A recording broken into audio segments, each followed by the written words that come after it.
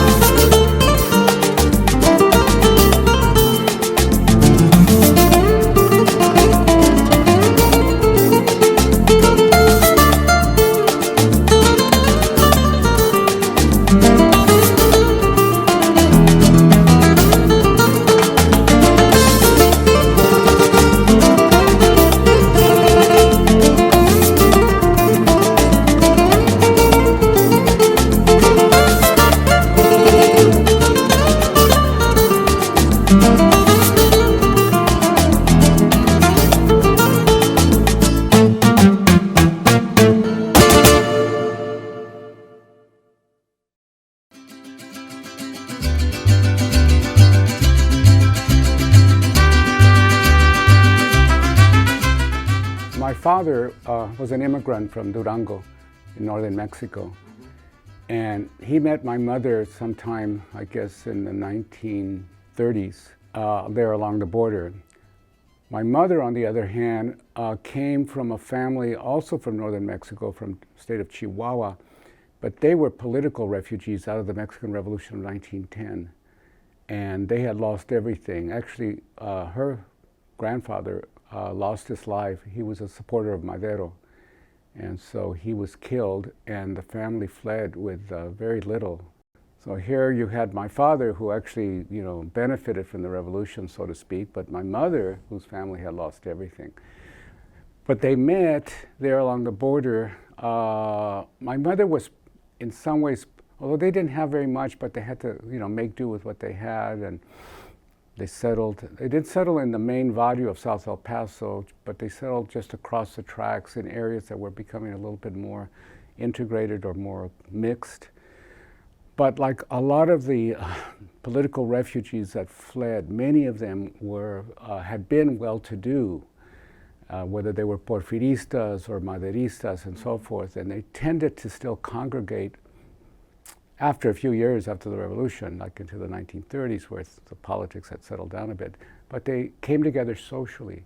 They would party together, they had clubs together, and it cut across the borders. So sometimes they would have social functions in Ciudad Juarez.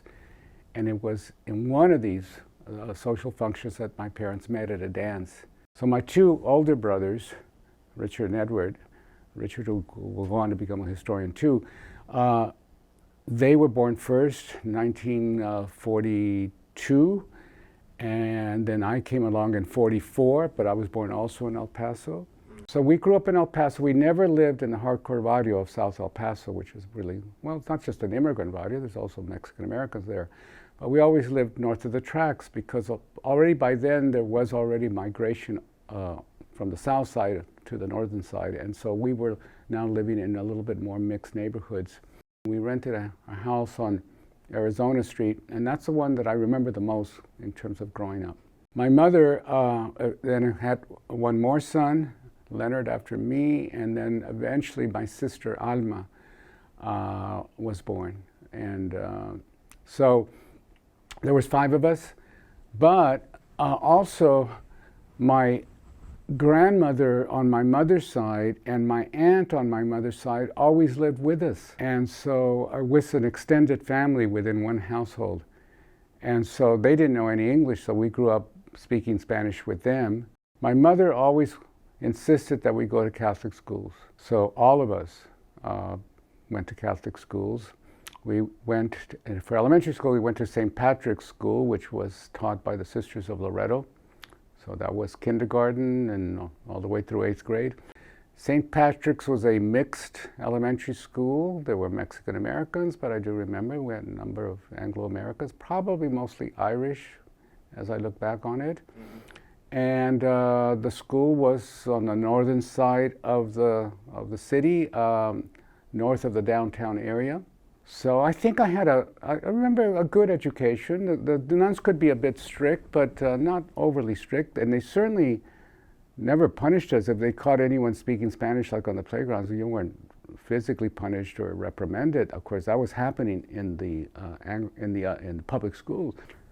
So after I graduated in 1958 from St. Patrick's Elementary School, my 2 older brothers had gone on to Cathedral High School, which was a Christian Brothers High School, and I followed suit.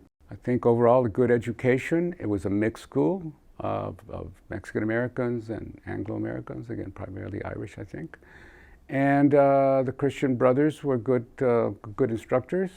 And the thing is about Cathedral that it was college prep. You know, there was a sense that we would go on to. Now, not everyone did, but at least that was the orientation. And so going on to college was.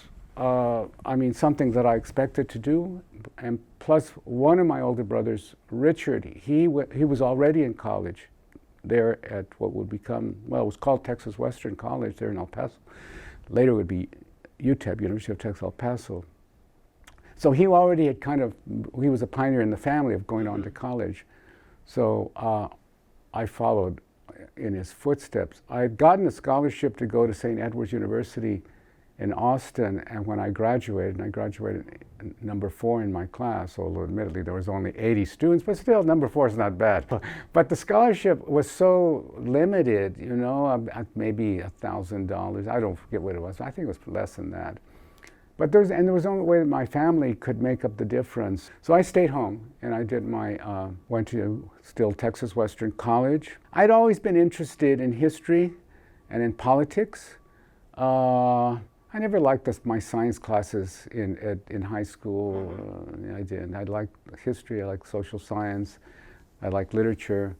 And so when I started at Texas Western College, my intent was to major in political science. But I found myself taking a lot of history classes.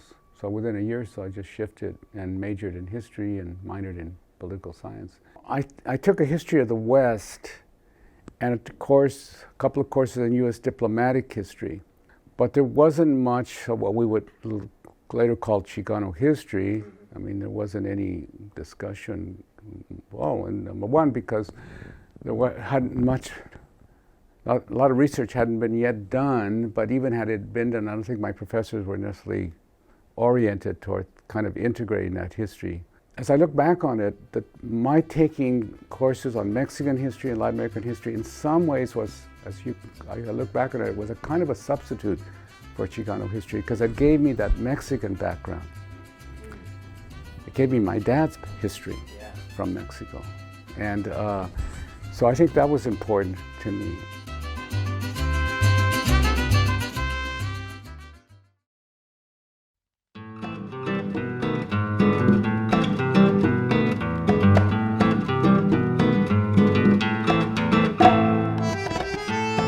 I graduated in 1966, and I already knew that I wanted to at least get an MA, so I had applied that year to be a graduate student in the MA program there at what now became UTEP in 1966, and I was accepted.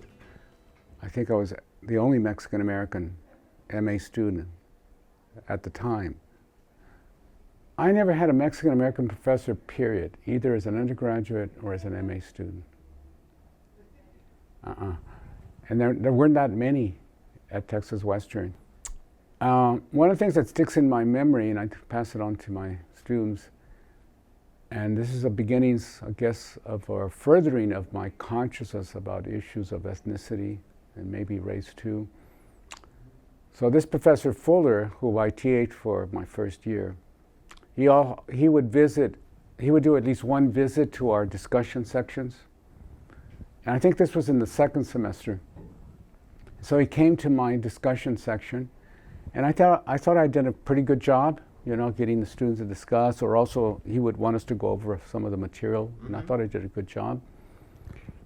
And so after my section was over, we're walking down the hall towards his office. And the only thing he says to me, he said, "You don't have an accent. You don't have an accent." And I didn't know what to say. Yeah. No one ever said that to me. But I think what bothered me even more was he didn't say anything about my performance in that section. All he could say was, "You don't have an accent." I never thought about whether I had an accent or not, to be honest. I guess I probably didn't think I had an accent. What he was saying and saying, "How come you don't talk like Speedy Gonzalez?" And so I finished my thesis and I got my MA in the spring of 1968. In the spring of 1969, the history department invited Professor Ramon Eduardo Ruiz, then a professor of Latin American history at Smith College in Northampton, Massachusetts, to come lecture on campus. Just prior to his coming to lecture, I had noticed on the bulletin board of our union center, the student union, there was an announcement that there were going to be a couple of representatives from San Jose State, at that time, San Jose State College, and they wanted to interview people who were finishing their MAs or had finished their MAs for possible positions at San Jose State. I said, "Okay, what do I have to lose?" And I signed up. I think I was their only interview. And that was a big break because it turned out there were two history faculty members from San Jose State. One of them was the chair of the history department, Brett Melody, and the other was Feliciano Rivera, one of the early professors who taught early courses in Chicano history. Rivera had gotten a PhD in Latin American history from USC, and I guess and then he got hired at San Jose State. This might have been his second or third year, but he had already taught a course on Chicano history. So I interviewed with them, and a month later maybe, I got a letter. They offered me a position, a one-year position as an instructor of U.S. history at San Jose State to teach intro to U.S. history. So Ruiz and I, we talked about that. But we talked about how if I was really interested in being a university professor, I had to get my PhD. And Ruiz said to me, "Look, I'm leaving Smith and I'm taking a new position at UC San Diego. And that history department is just really beginning to be formed. Think about coming to do your PhD with me at UC San Diego." So we developed already a relationship. He knew that I was going to go to San Jose State, and of course I did, and we could talk about that. But that connection with Ruiz is crucial, because Ruiz would then later, into that next year, academic year, 69, 70, would have me come down to San Diego. He was already there. He showed me the campus. He introduced me to other faculty members. And I said, and I agreed to come, and he arranged a very nice financial package for me, and that just cemented it. But he was the one who gave me the break. He gave me the break. And I tell my students, my graduate students today, not a single of my Anglo-American professors, Professor Shover, Professor Fuller, Professor Timmons, ever said to me, "You know, you are one of our better graduate students. Have you ever thought of going on for a PhD?" Not a single one of them ever said that to me. It took someone of my own background, Ramon Ruiz, who said, come and work with me on your PhD. That was a game changer. Yeah. And I owe everything to him.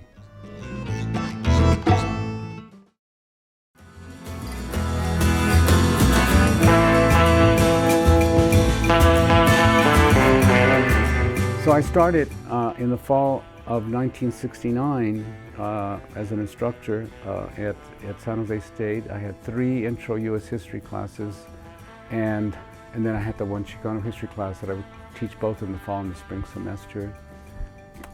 And actually, that Chicano history class that I taught in the fall, because I had to teach, I think, like 5 classes. One of the challenges as well was how to get together a reading list. You couldn't really use McWilliams. McWilliams had not been reprinted yet. It would be 1 year later. So I couldn't use. In fact, the fact of the matter, I didn't want to use McWilliams, because if I used McWilliams, the students would realize that all my lectures were coming from McWilliams. So, but it was a challenge, and I tell my graduate students, compared today, I mean, the challenge is what do I use, because there's so much that has been produced since I had to deal with that challenge in the fall of 1969. When I came for the year to teach there, it was a mind blower, because not just as a different setting, a geographic setting, all of that, but what was happening. You know, the Chicano movement, Black Power movement, second wave feminist movement, the environmental movement, all these things were happening, the farm workers' strike and the struggle. These were all mind blowers, Todd. This wasn't happening in El Paso. The 60s had not yet reached, in the fall of 69, had not yet reached us in El Paso. I mean, we were aware of the 60s, because we saw it on television and about the hippies and all of that, but you didn't see much of that yet, that kind of countercultural influence and so forth. That year, I would say, 69, 70 year, I became Chicano. That was a very formative year for me, because I was introduced to California, I was introduced to all of this politics that was going on that I had not experienced in El Paso. And of course, my own consciousness really began to be more and more oriented towards the movement, to the Chicano movement, seeing myself as part of the movement, and seeing myself identifying as Chicano and wanting to go on to do Chicano history. So in the fall of 1970 is when I went to UC San Diego. These were incredible years. I mean, the politics was everywhere, the movements were everywhere. I mean, your head was spinning all the time. And but that also added to our learning, because it made that what we were learning, and I mean, very exciting, you know, because it was related to the political movements. So we were all kind of finding each other in a way in those early years. I remember meeting Romo, and I remember meeting Castillo and Barrera, Carlos Munoz, because there was a meeting that fall when I first started in the fall of 1970 at UC San Diego of some of the Chicano Studies faculty already in the UC system. And because I and another graduate student who was in sociology, we were invited to kind of just sit in on it. But that's where I met Jesus Chavarria, Juan Gomez Quiñones. So we began to kind of link, you know, have these linkages. So I had a much more larger experience, and I would go to some of the Mecha meetings there at San Diego State. I would go to Mecha meetings as well at UC San Diego, so I would go back and forth in a way, and got involved in, you know, some of the Chicano student politics, conferences that were being held. We were going to conferences, Chicano Studies conferences, student conferences, and Chicano Studies conferences like Cal State Northridge, and getting to meet Rudy Acuna, of course, who had developed Chicano Studies there. So yeah, linkages were being made. And that was important. It broadened us. And I mean, we realized that we all had similar interests.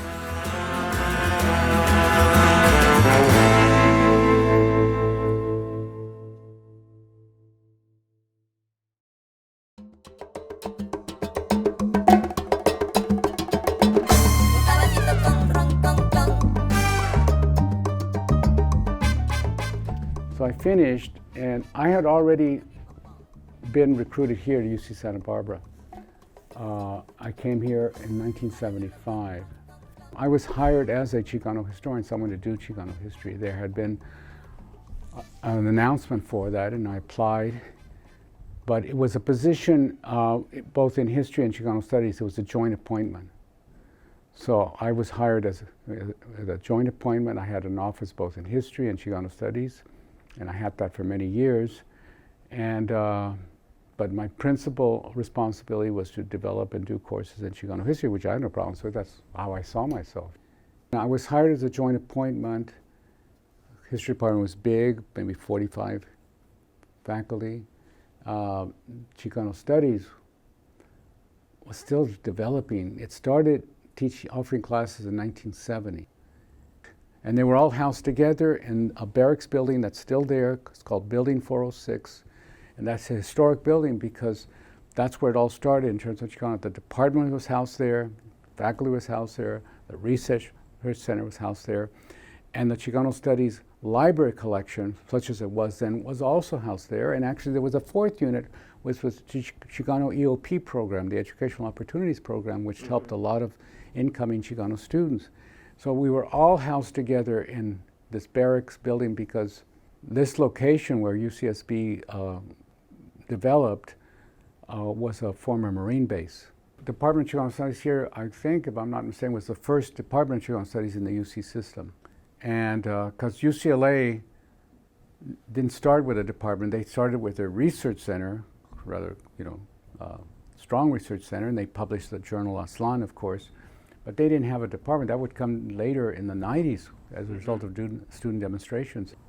And of course, the Plan de Santa Barbara was here and so forth, which encouraged the development of Chicano studies throughout California institutions of higher education, not just the UC, but the Cal States.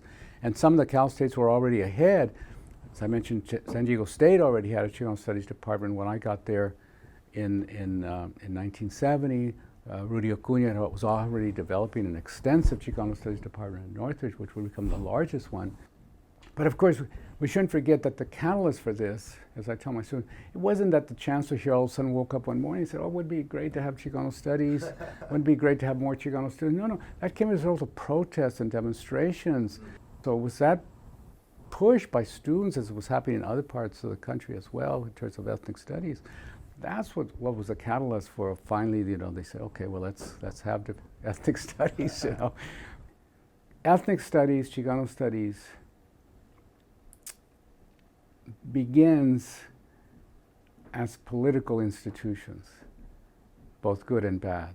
They're political animals, and they are looked upon as political animals, certainly by administrations.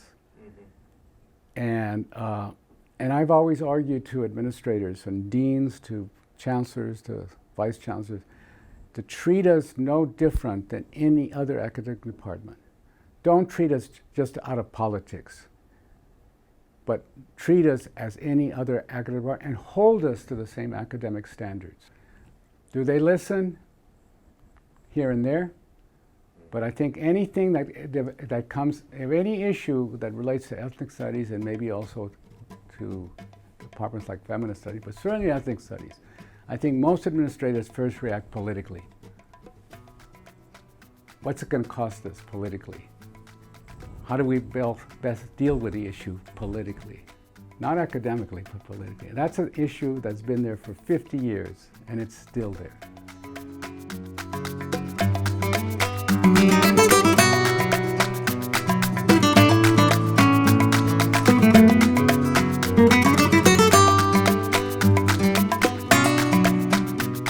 The important thing about that is about using this generational approach, as I've often said, well, it gives us, again, a sense of periodization. I mean, evolving history and so forth. So we've gone way beyond McWilliams, of course, but to me also looking at historical political generation is a way of seeing how, history changes, history is made, and I'm interested in seeing the evolution and the changes in the case of the Chicano experience over time. And to me, looking at historical political generations gives me that sense of change. The dissertation was first entitled Obreros, or Workers, Obreros, the Mexicans of El Paso, 1900-1920. Later, when I revised it for book publication in 1981, I actually, the periodization went further back to 1880, so it was 1880, 1920, and then I changed the title to Desert Immigrants, the Mexicans of El Paso, 1880-1920. I thought it was a clever title, you know, Desert Immigrants, because it suggested, of course, that here was one American immigrant group, and we usually think of immigrants coming to the United States over oceans, right? But these immigrants were coming south to north over deserts. And so I thought it was a cute title, interesting title. Although some people joke that it's actually desert immigrants. No, it's not desert immigrants, it's desert immigrants. Anyway. In 1989, Yale came out with my second book, my Mexican-American book, and by then I was already conceptualizing again still another. That book really began to cement what would become something that I guess I'm known for, which is my generational approach to Chicano history. The term Mexican-American generation, I didn't coin, nor did my brother Richard. There was an article, I think in Aslan, by a sociologist by the name of Rudy Alvarez, who did a kind of a political history survey of Chicano history, and he used the term the Mexican-American generation. So it wasn't my original term, but I'm the one that began to fully apply it more as I then developed my broader generational approach. So having worked on as I reflected back on the immigrant generation in the early part of the 20th century, what I then subsequently classified that period, and then much more consciously dealing with the Mexican-American generation of the 30s, 40s, and 50s. And then my book on the Chicano generation, of course, was kind of going back a little bit more. Of course, that's my generation. And of course, I was always, as we've talked already, that's when I come of political age. That's, in a sense, when I come of intellectual age as well. And so I've always been fascinated by the Chicano movement. But conceptualizing the Chicano generation book was clearly a book where the subjects that I chose were clearly and central in the Chicano generation. They were the Chicano generation. And so that's a book that, again, is still another different form of testimonial, because it is three testimonials in one, three very well developed testimonials, because these are not coming of age. This takes them through much of their life history, but centered on their activism in the Chicano movement. I wanted to look further beyond that, into the more contemporary period. How can we characterize the experiences in the late 20th century and bridge it into the new millennium? Is there a way to kind of capture that? Well, I don't know that I've completely done that, but I decided to try, and so I wanted to get a sense of what I then called the Latino generation, which is the millennials, Chicano style. They're the millennial generation, Chicano style. So I started approaching that by interviewing a lot of my students, contemporary students. I started that project in the 2000s, and they were all millennials, born mostly in the 80s, and so they're coming of age into the new millennium. In the end, we narrowed it down, I think, to about 11 or 12 stories. And that became the Latino generation, which is the main title, Voices of the New America. And so that's how I kind of introduced these mini testimonials, that these were the voices of a new generation of Latinos, some Mexican Americans, some Central Americans, but who now, for different reasons, were at least politically or socially or culturally identifying at at a larger level as Latinos.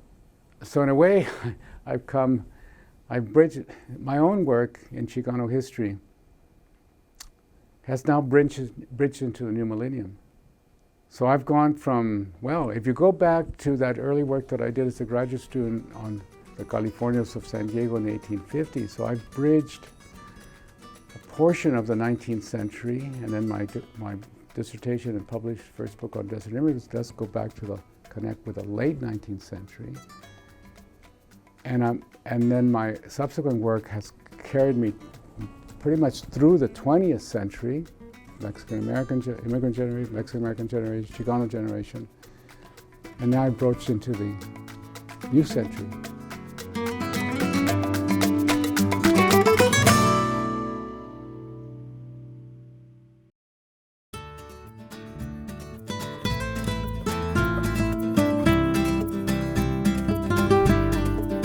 The testimonial is not just a narrative and a text in and of itself.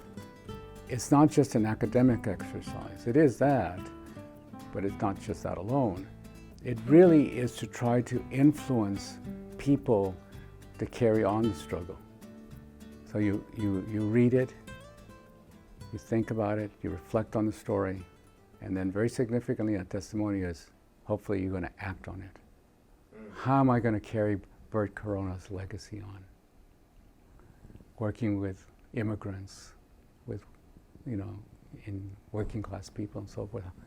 How can I assist that or at least support it and so forth? So there's that kind of intent of a testimonial to get people to not just read it, but think about it, but also, influence people's politics, I guess, to get them engaged, involved, and so forth. And as I began to read more about the testimonial coming out of Latin America and apply it to my oral history testimonials, I began to see that what I was beginning to produce, beginning with the Bert Corona book, fit in with the ideology, in a sense, of the testimonial, which is to produce, it's a narrative that was coming out of Latin America already in the 60s and 70s, but was a collaboration between a scholar or a journalist and an activist, a political activist, and even in revolutionaries. So I liken that to what I've done, and it's beginning with the Bert Corona book. And of course, Bert was a great subject, because he was such a wonderful guy,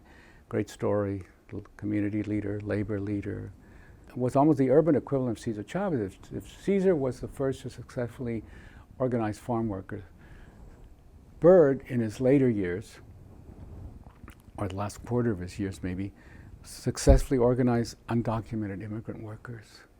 It's not to say that biography is not powerful too, but it is mediated by the biographer. Of course, the testimony is also mediated because I do this. I write it up, right? So I am mediated. I'm there. But when you're reading the story, it just there's an attachment there to the reader that I as a biographer could not possibly convey. So that became very attractive to me to do, and so that was the beginning of my various testimonials that I did. In the late 90s, I put together my course on the history of the Chicano movement. And in one of those early courses, I reached out and contacted Sal Castro, and he agreed to come speak to my class. And after the class, I said, Sal, maybe we should, work on your story. And I told him about the Bert Corona, he knew about it. And we literally went over still to building 406. Did I have my office there? I'm not sure that I had my office there anymore, but I think the research center was still there. So we actually started doing some at least general interviewing. Oh. And then we did it much more systematically. I mean, Sal is bigger than life. He fills the room. He sucks the energy out of the room. He's just charismatic. Bert Corona's charismatic. Sal Castro was very charismatic too. And I could see how he inspired those students to walk out. Mm-hmm. I tell a story that, as I see him lecturing in my class, especially my big classes, so articulate, so charismatic, so committed, so emotional,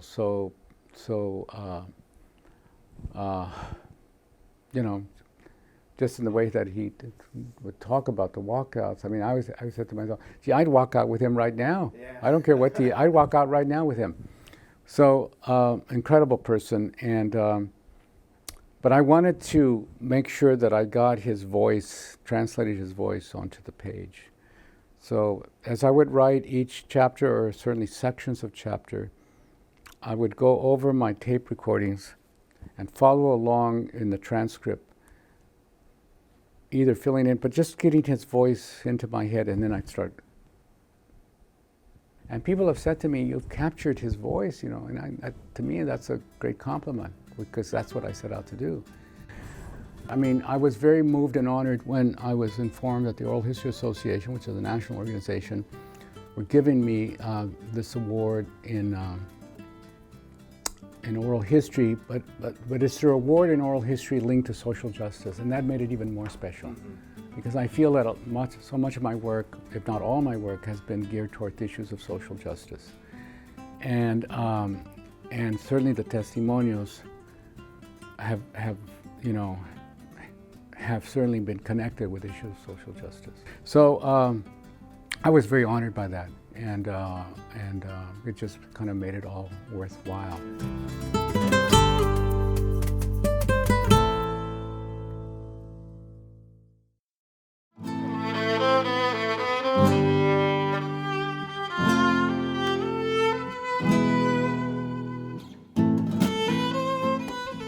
What's been interesting as I see Chicano Studies curriculum, Latino Studies curriculum develop, is that there's a huge gap in that curriculum. Most of these programs have no classes on religion.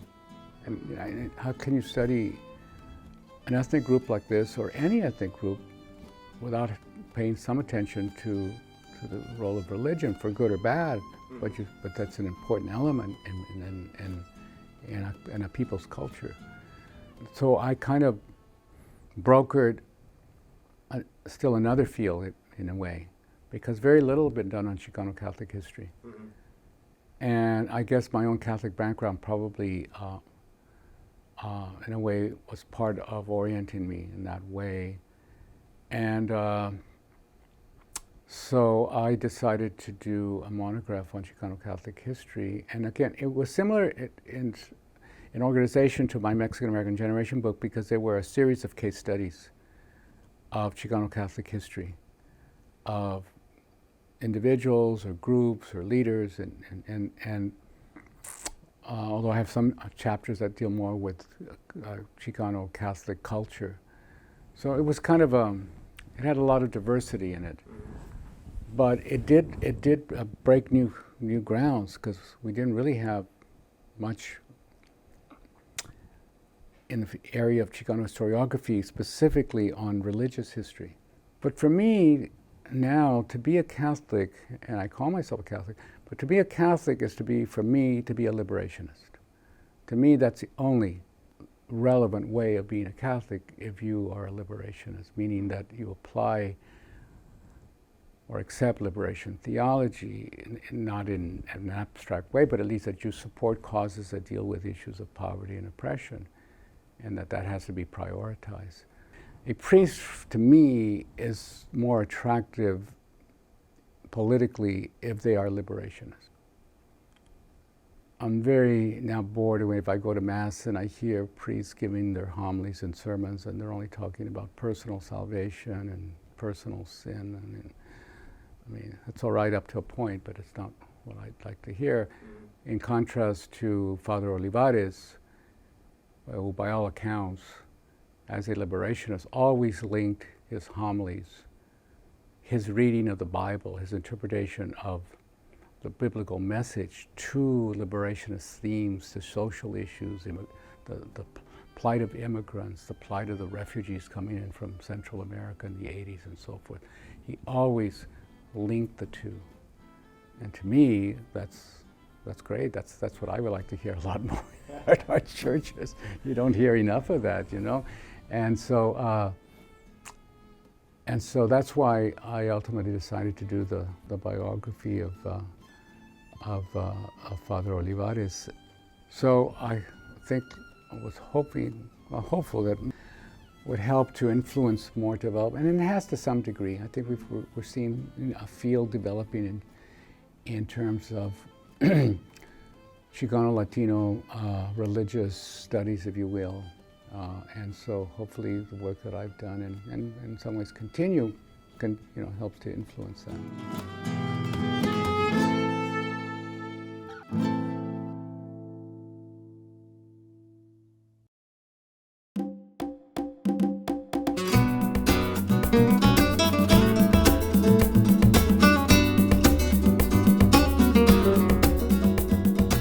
I would say from my vantage point, the great success of Chicano studies over 50 years has been the production of tremendous new knowledge.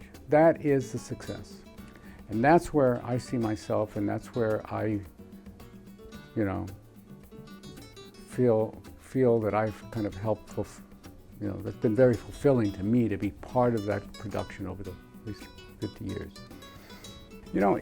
Some have written, as they look back on Chicano historiography, and they try to group things very neatly, like here you have that first that initial group of which I'm lumped into, and then you have a middle group and a later group, in a sense that as you move up generationally, this is where you see the progress in Chicano historiography, and I'm sitting there, well, wait a minute. So what am I? Kind of chopped liver? I mean, what am I? I'm just sitting still. I mean, I'm not dead yet. But in a way, I've pioneered a lot of these fields. And I might not be linked to the middle group, like in Vicky Ruiz's group, in a sense, or early, or more recent Chicano historians. But I have to say, I think I've led in all of these different periods, and I haven't stood still, and I don't repeat myself in many ways. And I think I recognized early on I can't afford to be, in that sense, a niche historian. I just invented that term, by the way. I didn't want to be a niche historian because there's so much in Chicano history that we needed to know, and I needed to know. I couldn't just focus on like that period, that desert immigrants, late 19th, early 20th, because what about the rest of how much of us were doing about the rest of the 20th century? And if I didn't do it, who would? And I'm glad that I did, because I moved into new periods. I could see how Chicano history was evolving and changing by going from generation to generation. So to me, looking back over the years in terms of being an early founder, I suppose, of Chicano studies in different ways, not only institutionally, but also in terms of the field, what's been amazing to me is when we started, as I said, we knew so little still, and so indebted to McWilliams. And look where we are now, 50 years later. We know so much more about the Chicano Latino experience. I think it's still a mixed story or bag of Chicano studies as an institution. What will be remembered will not be the institutions, the departments and the programs. It will be the knowledge that was produced. I think we always have to have that our studies, our research should, as the Plan de Santa Barbara in '69 suggested, always still be relevant in the sense that the work that we do is not just esoteric, it's not just abstract, but has concrete applications to our students and to the communities. It's research that will continue to help empower people. So at a time when our democracy, I believe, is endangered,